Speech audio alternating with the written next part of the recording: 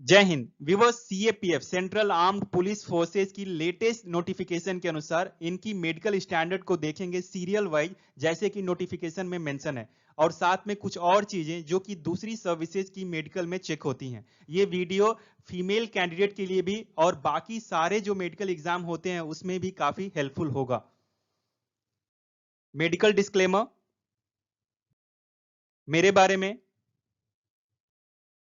Viewers, जो candidate central armed police forces की तैयारी करते हैं उनके मन में कहीं ना कहीं कुछ कंफ्यूजन होता है या सही चीजें मालूम नहीं रहती कि मेडिकल एग्जाम में क्या चेक किया जाएगा और कैसे होता है। तो इसी चीज के बारे में ये पूरी हम इंफॉर्मेशन आपके संग शेयर करेंगे। तो टॉपिक्स जो हम कवर करने वाले हैं सीरियल वाइज, जैसे कि नोटिफिकेशन में मेंशन है वैसे ही। तो eye sight, LASIK surgery, colour perception, carrying angle, ear, nose and neck से रिलेटेड जो नोटिफिकेशन में मेंशन है चीजें, आपकी teeth and sexually transmitted disease के बारे में, skin disease and general standard, swollen glands and chest के बारे में, then hernia and hydrocele, knock knee, flat feet, varicose veins, haemorrhoid जिसको आप पाइल्स भी बोलते हैं, टैटू के लिए क्या क्लॉज है, वेट, एज एंड हाइट के रिस्पेक्ट में, then sweaty palms, vitiligo and trembling जो कि नेवी की मेडिकल परीक्षा में चेक होता है।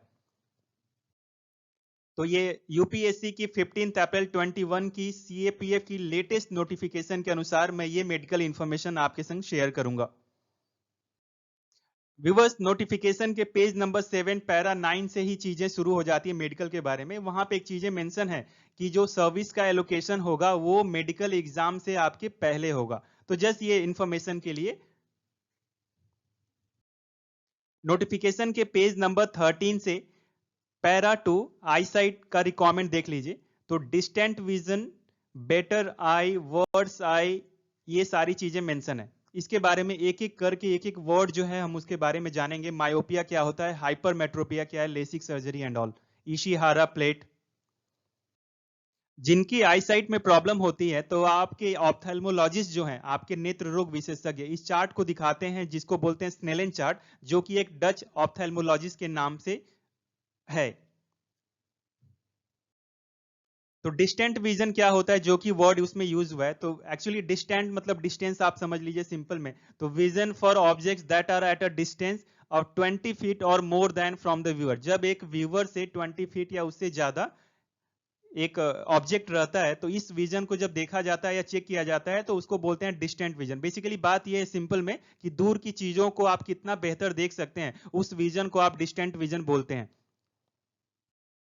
देन नियर विजन उसका उल्टा, कि पास की चीजों को आप कितना अच्छे से देख पाते हैं उसको बोलते हैं नियर विजन।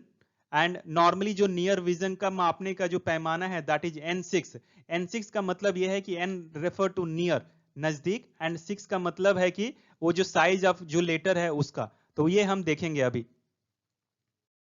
करेक्टेड विजन का मतलब है कि आप किसी भी visual add, for example glasses को यूज करके कैसे अपनी ब्लड विजन को, जो आपको धुंधला दिख रहा है उसको आप कैसे बेहतर कर रहे हैं, उसको बोलते हैं करेक्टेड विजन। करेक्शन का मतलब ही होता है कि आपने जो त्रुटि है, जो कमी है, उसको सुधार कर लिया। इसका मतलब विजन करेक्ट होने के बाद क्या है उसको बोलते हैं करेक्टेड विजन। और इस करेक्टेड विजन में आप कोई विजुअल एड यूज करते हैं, फॉर एग्जाम्पल ग्लासेस, चश्मे। अब हम बात करते हैं जो पेज नंबर 13 है उसके बारे में। तो यहां पे जब डिस्टेंट विजन की जो बात हुई है तो यहां पे मेंशन है 6/6।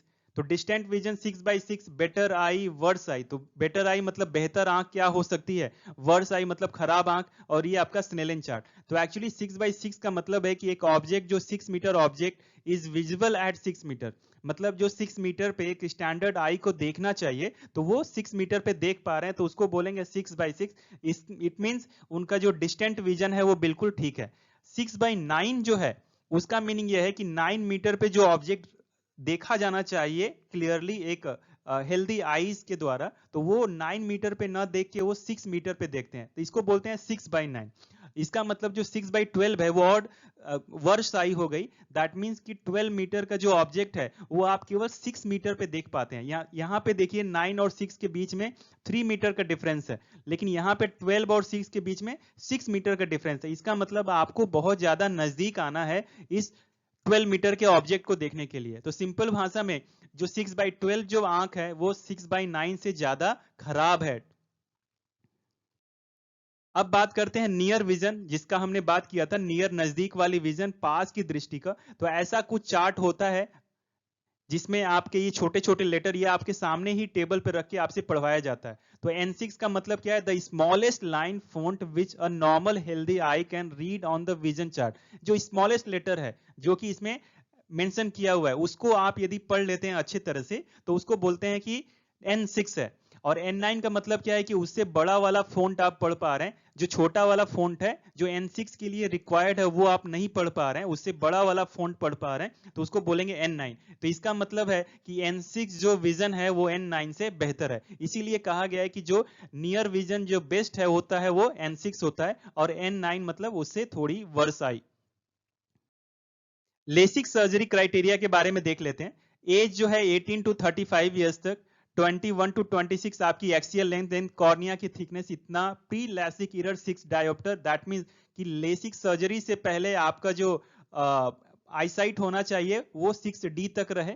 Then post operative period should be stable, and interval जो है दैट मींस सर्जरी के बाद 6 मंथ कंप्लीट हो जाना चाहिए। मतलब आपकी सर्जरी पहले हुई उसके 6 महीने बाद ही आप अप्लाई करें इस रिक्रूटमेंट में। इससे क्या होता है कि ये क्लॉज देने का मकसद ये भी है कि 6 मंथ के में आपको जो साइड इफेक्ट होना है वो पता चल जाएगा कि उससे कुछ नुकसान तो नहीं हुआ है। इस वजह से बोला जा रहा है कि 6 मंथ तक आपके बाद ही आप इस रिक्रूटमेंट में आए। तो ये सारी चीजें जो है वो आप अपने डॉक्टर से प्रिस्क्रिप्शन में मेंशन करा लेंगे। देन आगे की चीजों को समझने के लिए हमको ये एक एक वर्ड को समझना होगा। रिफ्रैक्टिव एरर, तो एक्चुअली रिफ्रैक्टिव एरर जो है vision problem that makes it hard to see clearly. Simple बात, कुछ ऐसी प्रॉब्लम जिसकी वजह से हम चीजों को क्लियर नहीं देख पाते। सो कब होता है? Happens when the shape of eye doesn't allow light to focus correctly on retina, that is back side of the eye.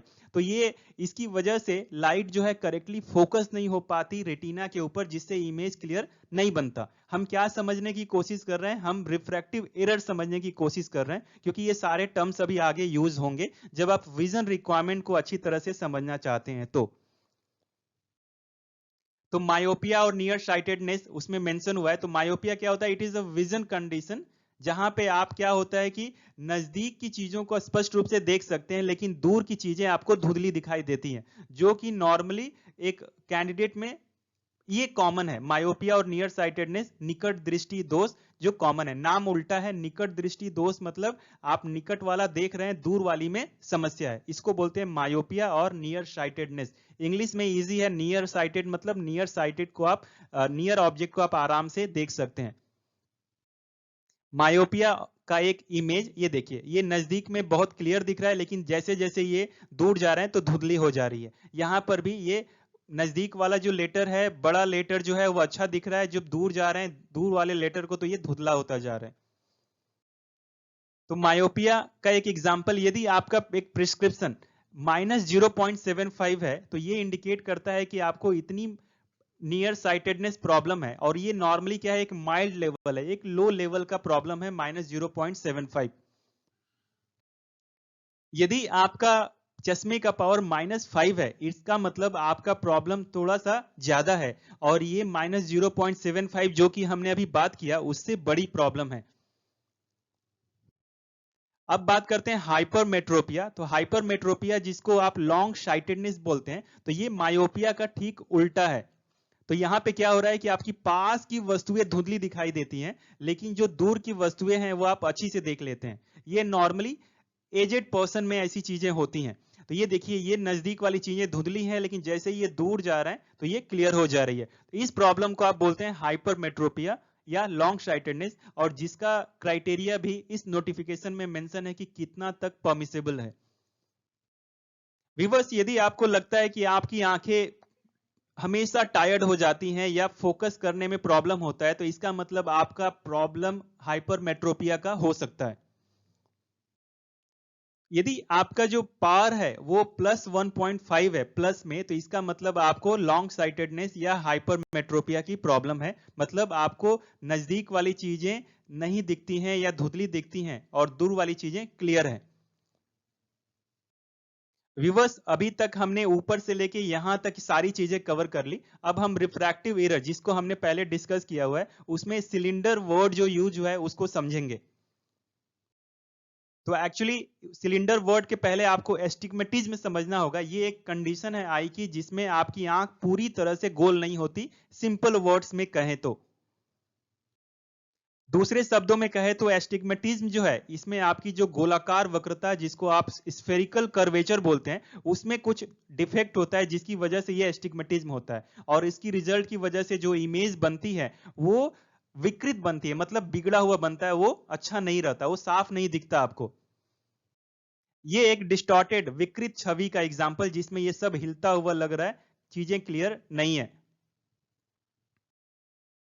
तो इसको करेक्ट करने के लिए every corrective lens prescription includes a spherical correction in dioptre. क्या होता है कि जो जो चश्मे वाले हैं उसमें उनको स्फेरिकल लेंस उसमें इंप्रूव करने के लिए, करेक्शन करने के लिए दिया जाता है।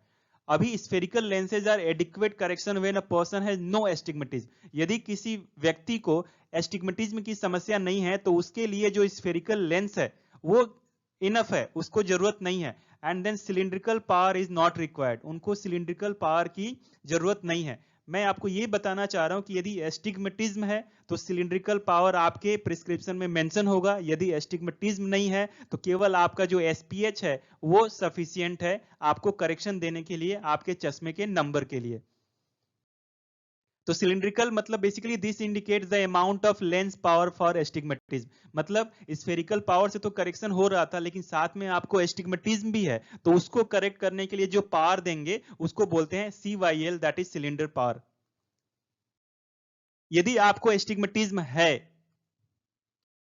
विवर्स, CYL ये डिनोट करता है, ये इंडिकेट करता है कि आपको लेंस पावर कितना चाहिए एस्टिग्मेटिज्म को करेक्ट करने के लिए। यदि आपके चश्मे के नंबर में कोई CYL मेंशन नहीं है तो इसका मतलब यह है कि या तो आपको कोई एस्टिग्मेटिज्म की शिकायत नहीं है या फिर वो इतनी कम है ये एस्टिग्मेटिज्म कि आपको जरूरत ही नहीं है उसमें CYL पावर के लिए, सिलेंडर पावर के लिए। तो अभी बात करते हैं minus CYL plus CYL। Minus CYL जो है वो आपकी जो नियर साइटेड है एस्टिग्मेटिज्म उसको इंडिकेट करता है, एंड जो प्लस CYL है वो फार साइटेड। तो वो तो हमने पहले बात किया हुआ है कि माइनस जो पावर है वो आपकी मायोपिया के लिए, और माइनस के संग CY लग जाएगा सिलेंडर, सो दैट मीन्स वो माइनस मायोपिया के एस्टिग्मेटिज्म के लिए है। यदि प्लस पावर है आपके चश्मे में तो प्लस पावर आपकी फार साइटेडनेस, हाइपरमेट्रोपिया को डिनोट करता है। और CYL का मतलब उसमें यह है कि उस दूर वाली में जो आपको जो फार साइटेडनेस में जो समस्या है हाइपरमेट्रोपिया में, उसमें आपको सिलिंड्रिकल पावर चाहिए। तो बेसिकली उससे आप कंफ्यूज नहीं होंगे, सिंपल में माइनस पावर मायोपिया के लिए सिलिंड्रिकल पावर चाहिए, एस्टिग्मेटिज्म चाहिए तो सिलिंड्रिकल पावर लग जाएगा इसमें। यदि आपको हाइपरमेट्रोपिया की शिकायत है, आपको नजदीक वाली धुंधली दिखती है तो आपका चश्मे में प्लस रहेगा, एंड उसमें एस्टिग्मेटिज्म की भी शिकायत है तो आपका सिलेंडर पावर ऐसे लग जाएगा। तो सिलिंड्रिकल पावर जो है उसमें आपका स्फेयर पावर के बाद लिखा जाता है। एक एग्जांपल देखिए, यदि ऐसे है ये तो इसका मतलब है OS का मतलब होता है लेफ्ट आई। यदि आपके प्रिस्क्रिप्शन में OS है that means left I. Minus 1.00 का मतलब है कि ये स्फेरिकल पावर है, और इसके बाद जो पावर आएगा वो होगा सिलिंड्रिकल पावर। तो डिफरेंस क्या है spherical power and cylindrical power में? तो spherical power is for myopia and hypermetropia, लेकिन जो सिलिंड्रिकल पावर है वो एस्टिग्मेटिज्म के लिए है। जो दूसरा डिफरेंस है, स्फेरिकल पावर जो है मोर कॉमन है। आपको समस्या है तो आप स्फेरिकल पावर यूज करते हैं, यदि आपको एस्टिग्मेटिज्म है तो ये सिलिंड्रिकल पावर यूज करेंगे। इसका मतलब ये स्फेरिकल पावर से ये लेस कॉमन है। एक सैंपल आई ग्लास का प्रिस्क्रिप्शन OD माइनस 2.00 SPH। तो OD का मतलब होता है राइट आई। तो यहां पे मतलब ये हो रहा है कि डॉक्टर ने आपको -2 डायोप्टर की मायोपिया के लिए, माइनस का मतलब मायोपिया वाली प्रॉब्लम है आपकी, एंड OD का मतलब राइट आई में, एंड आपके लिए केवल स्फेरिकल पावर दिया गया है इस मायोपिया को करेक्ट करने के लिए। और आपको चूंकि CYL सिलेंडर पावर नहीं दिया गया, इसका मतलब आपको कोई भी एस्टिग्मेटिज्म की शिकायत नहीं है। एक दूसरा sample prescription OS minus so, इसका मतलब है OS का मतलब है लेफ्ट आई, एंड देन -100 इसका मतलब आपकी जो मायोपिया को करेक्ट करने के लिए स्फेरिकल पावर इतना, एंड देन दूसरा जो पावर है -0.50D, इसका मतलब आपको एस्टिग्मेटिज्म की शिकायत है और वो इतने लेंस के पावर से करेक्ट होगा। व्यूअर्स, अभी तक हमने ये सारी चीजें यहां से लेके यहां तक कवर कर ली। अब हम कलर परसेप्शन को देखेंगे। कलर परसेप्शन, रंग को आप कैसे पहचानते हैं? तो basically ability to recognise different colours by the eye is called colour perception. तो ये 25 है, तो जिनको कलर ब्लाइंडनेस नहीं होगा वो ये जो लेटर है वो आसानी से पढ़ सकते हैं। तो होता क्या है कि इशिहारा टेस्ट में contains a number of colour plate, इस तरह की कई सारी प्लेटें होती हैं और all of the plates contain a circle of dots appearing in random order of colour and size. इसमें जो सर्कल है वो डिफरेंट कलर का हो सकता है, ये डिफरेंट कलर का हो सकता है, साइज डिफरेंट हो सकता है और उसमें कुछ लेटर या कुछ नंबर मेंशन होगा, उसको आपको पहचानना है। तो CP3 का मीनिंग क्या है, जो कि हमारे एग्जाम की रिक्वायरमेंट है? तो CP3 जिसको आप बोलते हैं कलर परसेप्शन 3, तो should be able to recognize requisite colour on a screen और able to read requisite plates of Ishihara. या तो इस CP3 टेस्ट में आप ऐसी जो प्लेटें हैं, जैसा वहां पे टेस्ट की सुविधा होगी विजन टेस्ट में कलर परसेप्शन के लिए, या तो इस तरह की जो प्लेटें हैं उसको आप पढ़ने में सक्षम होगे, या एक आपको कमरे में भी कंप्यूटर पे या और किसी तरीके से अंधेरा करके आपको इस तरह की लाइट को रिकॉग्नाइज करने को कहा जाएगा। कैरिंग एंगल एल्बो, जब आप दोनों अपनी हाथों को नीचे लटका देते हैं तो आपकी और हथेलियों को सामने रखते हैं तो शरीर से लगभग 5 से लेके 15 डिग्री का एंगल बनता है और ये जो एंगल जरूरी रहता है ताकि आप आराम से पैदल चले और बाहें आराम से झूलें। यहां पे carrying angle should not be more than 50 degree for male and 20 degree for female. तो इंपॉर्टेंट बात यह है कि कैरिंग एंगल 5 से लेके 15 डिग्री तक तो नॉर्मल माना जाता है, जो कि चलने में आपको कोई परेशानी नहीं होगी। लेकिन जब ये ज्यादा है, मोर देन 15 डिग्री, तो इसके अनुसार एक मेल अनफिट है और 20 डिग्री से ज्यादा है तो फीमेल अनफिट है। तो एक्चुअली होता क्या है, ये मेरे ही कैंडिडेट हैं जो हाल ही में 2021 की जो नेवी की मेडिकल एग्जाम में कैरिंग एंगल की वजह से ये अनफिट होके आए। वहां पे इनको बताया गया, इनफैक्ट इन्होंने री मेडिकल के लिए भी कल्याणी में विशाखापट्टनम में अप्रोच किया, लेकिन वहां पे री मेडिकल में भी इनको अनफिट कर दिया गया। तो एक्चुअली ये जो एंगल है थोड़ा सा लग रहा है जैसे ये तिरछा टाइप का, ये भी जो है तिरछा टाइप का, तो ये एक लिमिट से ज्यादा नहीं होना चाहिए। तस्वीरों में सब कुछ क्लियर तो नहीं है, लेकिन इनका जो कहना था कि इनका जो कैरिंग एंगल वहां पे नापा गया तो ये 19 डिग्री था। तो इससे आप थोड़ा अंदाजा लगा सकते हैं कि जो परमिसेबल है दैट इज 15 डिग्री, बट ये 19 डिग्री है और कितना तिरछा है वो आप देख सकते हैं। देन कान के बारे में, year should not have any degree of deepness और परसिस्टेंट ईयर डिस्चार्ज। आंखों में किसी तरह का बहरापन या कोई डिस्चार्ज नहीं होना चाहिए। Then candidate should not have any other condition congenital और एक्वायर्ड। कंजेनिटल का मतलब होता है जन्म से, एक्वायर्ड मतलब आपको बाद में ऐसी समस्या हो गई। तो एक एक को वर्ड को देखते हैं। Atresia of the meatus, so actually atresia क्या है? Condition in which a passage in the body is usually abnormally closed और एब्सेंट। या तो जो रास्ता है, बेसिकली ये जो सारा पार्ट है वो कानों से रिलेटेड है, तो ऐसा कुछ जो पैसेज है, जो रास्ता है, या तो वो बंद न रहे या एब्सेंट न रहे या किसी तरह की प्रॉब्लम ना हो। और मीटस का मीनिंग है passage leading into the year. जो रास्ता है ये कान का रास्ता, उसको आप मीटस बोल सकते हैं। मैं आपको केवल समझाने के लिए बता रहा हूं। तो बात ये हो रही है कि ये जो ईयर पैसेज है शुड नॉट बी क्लोज और absent. Then exostosis, so exostosis मतलब growth of the bone extending outwards from the surface of a bone. जब एक हड्डी बाहर की तरह निकल जाती है, और ये कानों से रिलेटेड ये सारी प्रॉब्लम की बात हो रही है, तो इस तरह का कोई इशू नहीं होना चाहिए। देन नियोप्लाज्म के बारे में, सो नियोप्लाज्म क्या है? Type of abnormal and excessive growth called neoplasia of tissue. Same वही बात है, एक्सेसिव ग्रोथ के बारे में ये बात हो रही है। इस तरह की कोई भी एबनॉर्बिलिटी नहीं होनी चाहिए।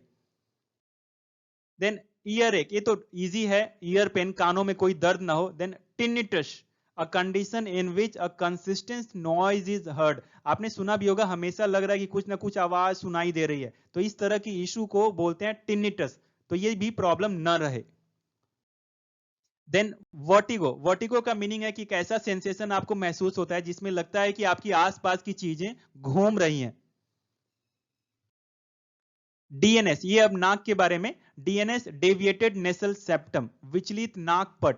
तो यहां पे होता क्या है कि दिस कॉजेज नेजल कंजेशन, नाक जाम हो जाती है, difficulty in breathing and nose bleeding.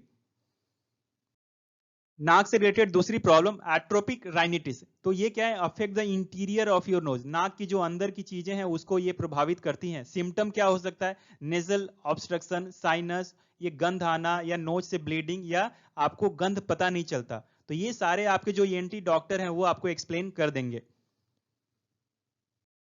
Then tubercular ulceration, तो अल्सर का तो मीनिंग होता है कि एसोसिएटेड विद कैंसर और अदर डिजीज। तो ये आपको डॉक्टर बेहतर तरीके से बताएंगे। इन्होंने इसमें ऐसा मेंशन किया हुआ है कि इस तरह का कोई भी प्रॉब्लम आपको न रहे। देन क्रॉनिक साइनसाइटिस, इसको आप सिंपल में साइनस भी बोलते हैं, कई सारे लोगों को नॉर्मली हो जाता है। तो long lasting sinus inflammation, swelling और इन्फेक्शन। क्रॉनिक का मतलब होता है कोई चीज सीवियर। तो जब जिनको साइनस है और ज्यादा है, लंबे समय से है, लॉन्ग लास्टिंग है और अभी भी है उसमें इन्फ्लेमेशन, स्वेलिंग, जलन, इन्फेक्शन, तो वो प्रॉब्लम है।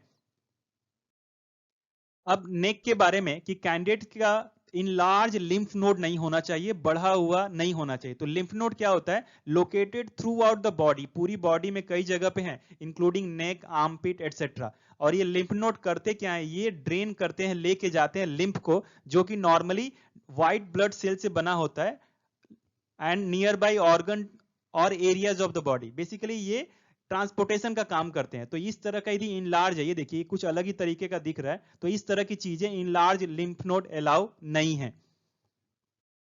देन थायराइड और other swelling of neck allow नहीं है। थायराइड का जो सिम्टम है फीमेल में, fatigue, constipation, weight gain etcetera, बाकी आपके जो फिजिशियन है वो बेहतर बताएंगे। Then no evidence of disease of spine और सर्विकल वर्टिब्रे।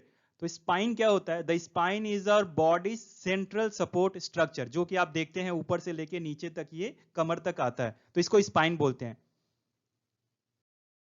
अब सर्विकल वर्टिब्रे क्या है, सो सर्विकल वर्टिब्रे, इसका सिंगुलर फॉर्म जो है वो है वर्टिब्रा।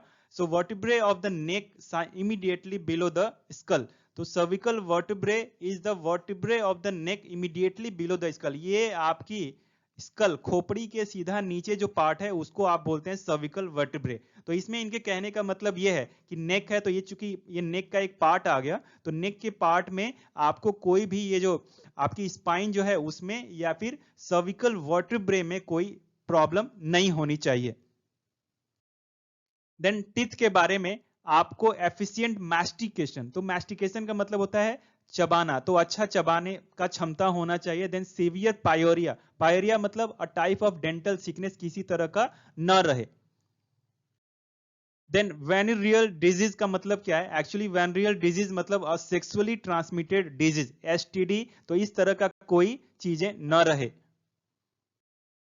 देन क्रॉनिक डिजीज में लेप्रोसी, ये कुष्ठ रोग नहीं होना चाहिए। देन क्रॉनिक डर्माटाइटिस, सो क्रॉनिक डर्माटाइटिस मतलब क्रॉनिक का मतलब ये होता है गंभीर, लॉन्ग टर्म से कोई स्किन का जो इरिटेशन है वो ना हो।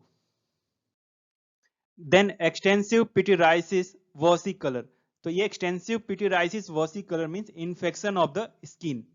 एंड देन सोराइसिस का मतलब red, itchy, scaly patches, most commonly on the knees, elbows, trunk and scalp. So इस तरह का कोई भी इशू है तो आप डॉक्टर से मिलिए। देन एसएलई, एसएलई का मीनिंग है कि आपकी जो ये इम्यून सिस्टम है वो गलती से, मिस्टेक से आपके हेल्दी टिश्यू पर ही अटैक कर देती है।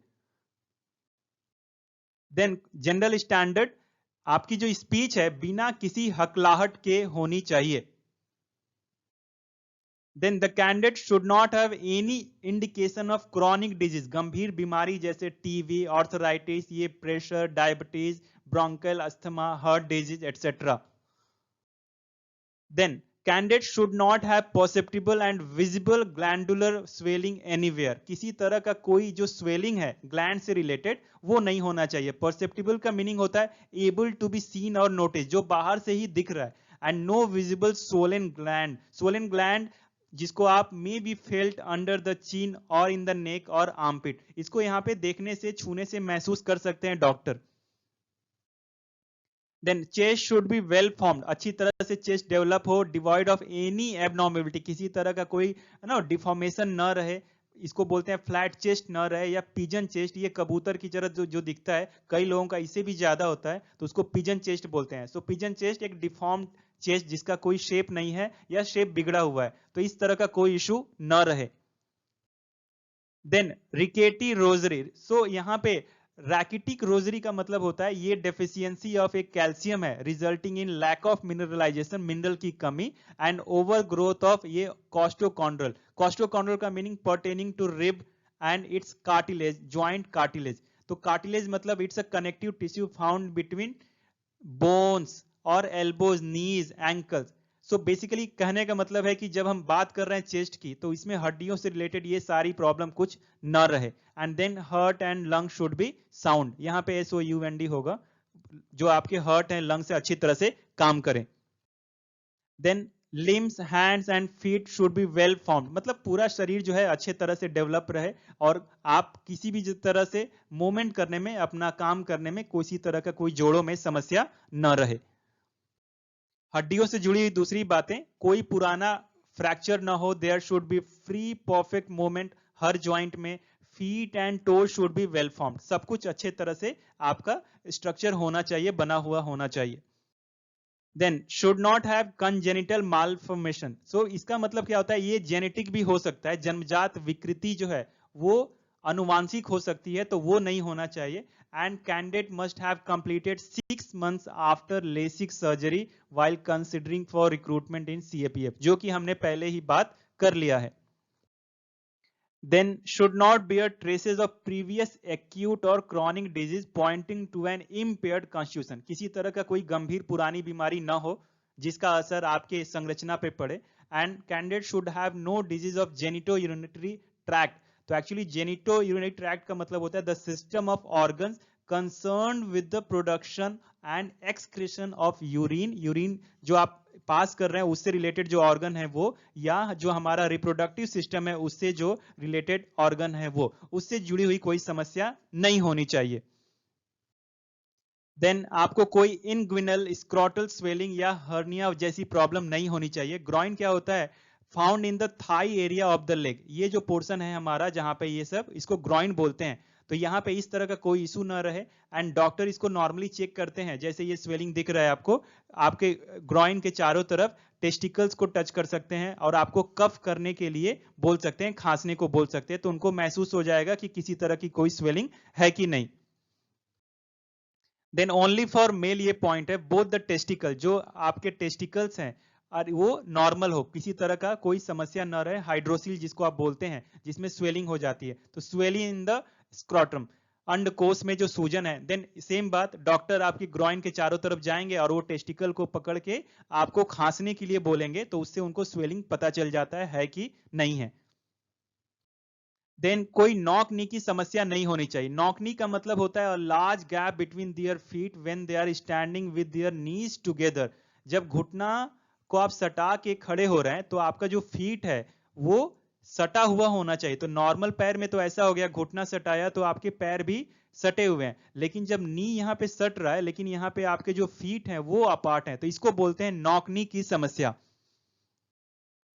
तो फ्लैट फुट भी नहीं होना चाहिए। फ्लैट फुट का मतलब होता है condition in which the entire sole of the foot touches the floor when standing. आप देख रहे हैं इसको बोलते हैं फ्लैट फुट, आपका पूरा जो पार्ट है वो फ्लोर को टच कर रहा है, और जो नॉर्मल फुट होता है उसमें इस तरह का कर्व होता है, इस तरह का, तो इसको बोलते हैं नॉर्मल, ये flat foot.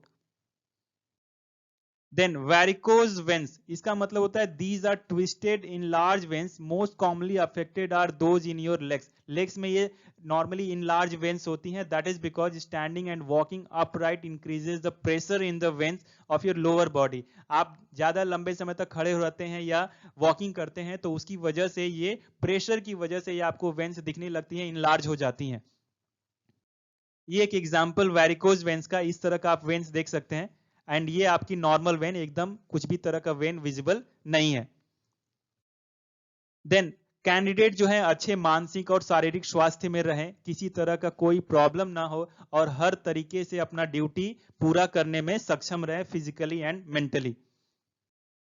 Then candidate should not suffer from tachycardia. तो टैकीकार्डिया मतलब heart beats faster than normal while at rest. दौड़ने पर तो आपकी हार्ट बीट तेज हो रही है, समझ में आ रहा है, लेकिन कुछ लोगों का क्या है, नॉर्मल टाइम में भी, रेस्ट के समय में भी उनका हार्ट बीट बहुत तेज भागता है, और दूसरा जो है ब्रैडीकार्डिया, इसका मतलब इसका उल्टा, इसमें क्या होता है, हार्ट बीट आपकी नॉर्मल हो जाती है, धीरे हो जाती है, स्लोअर हो जाती है compare to normal heart rate. तो ये ब्रैडीकार्डिया एंड टैकीकार्डिया दोनों समस्याएं न रहे। देन हेमोराइड्स, हर्निया के बारे में हमने बात किया हुआ है। हेमोराइड्स जिसको आप दूसरे वर्ड्स में पाइल्स भी बोलते हैं, तो इसमें होता क्या है कि Solan veins in your anus, आपके मल द्वार में या लोअर रेक्टम में, ये आपकी जो वेन्स है वो सोलन हो जाती है, और कई तरह का इसमें वैरायटी है, ब्लीडिंग आता है, कट हो जाता है, तो ये इस तरह का इशू आपको न रहे। देन ये प्रोलैप्स रेक्टम वाली समस्या नहीं चाहिए। So a condition where the rectum protrudes, protrudes का मतलब होता है एक्सटेंड बियॉन्ड और above the surface through the anus, anus के थ्रू क्या होता है, जिसको मांस का टुकड़ा बाहर आ जाता है। तो इस तरह का ये जो प्रॉब्लम है, बेसिकली ये सारी प्रॉब्लम जो है ये हमारे प्राइवेट पार्ट से रिलेटेड है, पाइल्स एटसेट्रा एंड ऑल। कहीं मांस का टुकड़ा बाहर आ जाएगा, कहीं ब्लीडिंग आ जाएगा, कहीं वेन्स कट जाएंगी, खरोच आ जाएगा, तो इस तरह का कोई भी इशू न रहे। देन टैटू के बारे में, तो इसमें बहुत क्लियर इंस्ट्रक्शन है कि भारत एक धर्मनिरपेक्ष देश होने के नाते हमारे देशवासियों की जो धार्मिक भावनाएं हैं उनका सम्मान किया जाना चाहिए, और इस तरह से टैटू हमको उस तरह से लगवाना है, बनवाना है जो भारतीय सेना में जो स्टैंडर्ड फॉलो होता है। फॉर एग्जाम्पल धार्मिक जो प्रतीक है उसका, या नाम का, या कुछ ऐसे जो मोटिवेशन वाले हैं वो आप यूज कर सकते हैं, उसी की परमिशन दी जाएगी टैटू को लेके। देन लोकेशन जो टैटू है वो बोला गया है कि आप बाएं हाथ की कलाई के अंदर वाले एरिया पे, क्योंकि बाएं हाथ से आप सैल्यूट नहीं करते, तो आप बाएं हाथ में यूज करते हैं, आप टैटू बनवा सकते हैं, दाहिने हाथ में नहीं, क्योंकि दाहिने हाथ से आप सैल्यूट करते हैं, और वो भी वो बाएं हाथ के अंदर की साइड में होना चाहिए। देन आकार जो है टैटू का वो 1/4 से कम, मतलब आपका जो एल्बो है एंड जो रिस्ट है उसका केवल 1/4 पार्ट में ही हो, ज्यादा बड़ा न रहे। अब अगला पार्ट आ गया वेट का, कि जो ये male average body weight kilogram में डिफरेंट एज ग्रुप के लिए, तो ये जो पार्ट है ये आपकी हाइट वाली पार्ट हो गई, और ये जो हिस्सा है वो एज वाला पार्ट, और ये जो है वो आपकी एज। तो एक एग्जांपल लें कि यदि एक कैंडिडेट 24 एज ग्रुप के हैं, 24 एज के हैं, और उनका जो हाइट है वो 166 है, तो इस हिसाब से उस कैंडिडेट का जो आइडियल वेट होना चाहिए वो 51.5 से लेके 62.5 के बीच में हो सकता है। ये मेल के लिए है। देन फीमेल के लिए, तो यहां पे ये सेम, ये आपकी हाइट हो गई, ये आपका एज हो गया, और ये आपके आइडियल वेट सब हो गए। तो एक एग्जांपल ले कि यदि एक फीमेल 22 इयर्स की है और उनका हाइट जो है 158 सेंटीमीटर है, तो उनका जो आइडियल वेट होना चाहिए वो 40.5 से लेके 49.5 तक। और इसमें एक इंपॉर्टेंट बात यह है कि हर 1 सेंटीमीटर हाइट के चेंज पे आप लगभग 700 ग्राम 710 ग्राम हाइट प्लस या माइनस हो सकता है, मतलब इतना इंक्रीज या डिक्रीज का रिलैक्सेशन दिया हुआ है, ऐसा नहीं है कि एकदम आइडियल वेट ही होना चाहिए।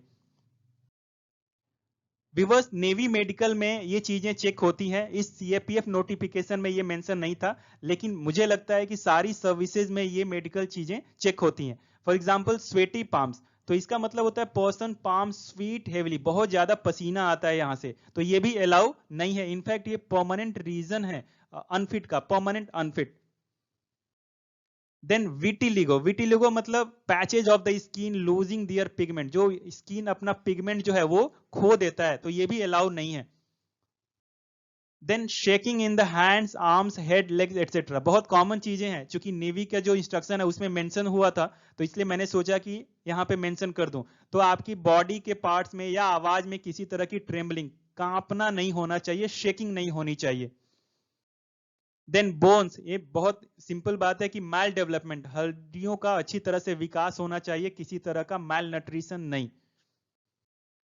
तो व्यूअर्स मुझे उम्मीद है कि सीएपीएफ का ये पूरा मेडिकल आपको बहुत पसंद आया होगा। यदि अभी भी आपने मेरे चैनल को सब्सक्राइब नहीं किया है तो सब्सक्राइब कर लीजिए, और यदि सब्सक्राइब कर लिया है तो लाइक शेयर एंड कमेंट करके मुझे आप और एनर्जी दीजिए, ताकि ऐसे ही बेहतरीन वीडियोज मैं आपकी तैयारी के लिए बना सकूं। Thank you so much for watching, best wishes, get selected, जय हिंद।